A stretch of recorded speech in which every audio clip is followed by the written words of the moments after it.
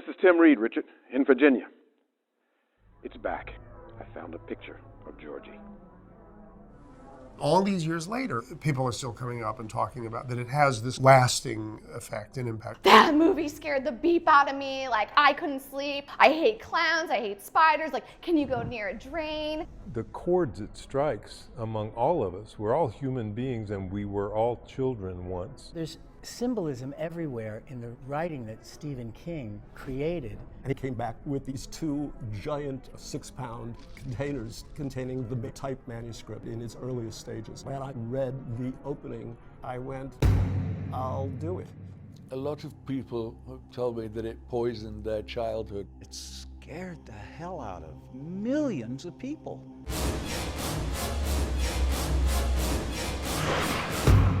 And I would always think you shouldn't have been watching it. You're looking for kids that have a little bit of a soul, kids that have an adult feel to them so they can handle what's coming. Our director came to me and he said, Jim, I'm losing it with these kids. We got in a lot of trouble. We were kids, both on set and off. We were dropping water balloons off of our balcony onto people's convertibles. If it were filmed now with that same group of kids, there would be a lot of them who had like diagnoses, maybe ADHD, oppositional defiance. Some of them just would not shut up. Emily was a professional young actress. I had a crush on Jonathan Brandis. I thought he was pretty cute. They made him put a mole on his cheek. Oh, the poor kid. That's terrible. At that time, what was really popular was to find the iconic TV actors that would be ensemble players. Hang tough, champ, you're gonna make it.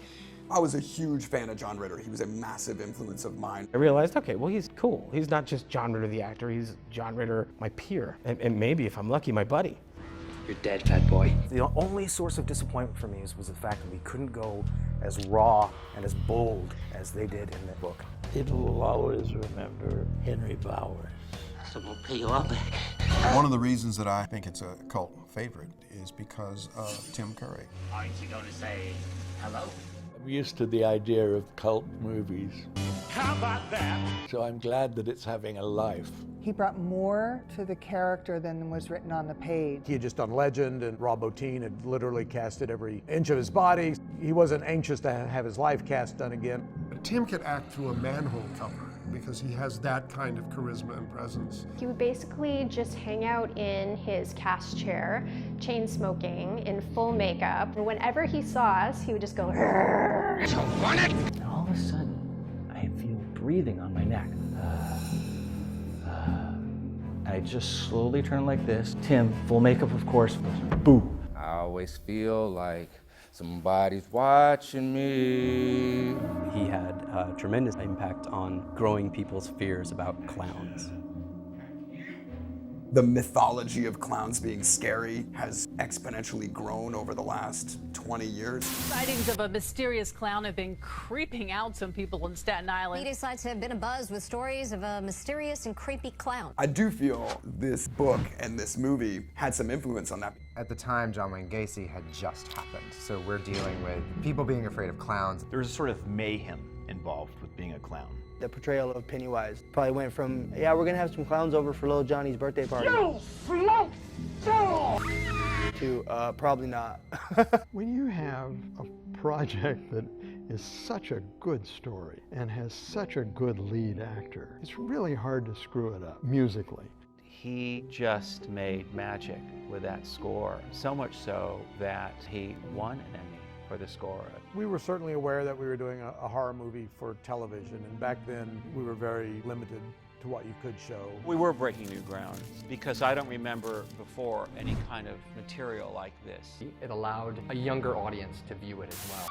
Stephen King's It, starting tomorrow. Back then, you had to do everything practically. Well, let's see who's here. He built a false neck, so it looked like my head was sitting flat on the rack. And I'm just going, can we please just shoot the thing? I need to get this off my neck. Lying there like this, and then it's like, I just wanted to kill somebody. They tried to crazy glue mealy worms to my face. They wouldn't stick, so we had to lose the mealy worms. The Chinese restaurant scene was sort of our scene out of Alien. I remember going, what? All this and it's a spider? Oh man, come on. You can do better than that rubber spider. I thought the spider was fantastic, to tell you the truth. The way it looked in the shop was really cool. We get a lot of shit for the spider. And I'm like, hey, Stephen King wrote it. I have never been on a show since working on it that's had so many on-set special effects accidents to the crew members. They would insert me through the rear of the spider, pull off the abdomen, and slide me up into it. He had some nice bruises. We had champagne ideas and a beer budget. It's like I tell people, hey, I could have been fighting a turtle in outer space. You know, would you like that better? Pop culture has taken ownership of this miniseries. But I never realized that it would go as far as it's gotten. I didn't really pay much attention to the impact that I was having. I was just something I was doing as a kid. It's talking some pretty serious talk about what it's like for each of us to be a child. The fun and the scary parts.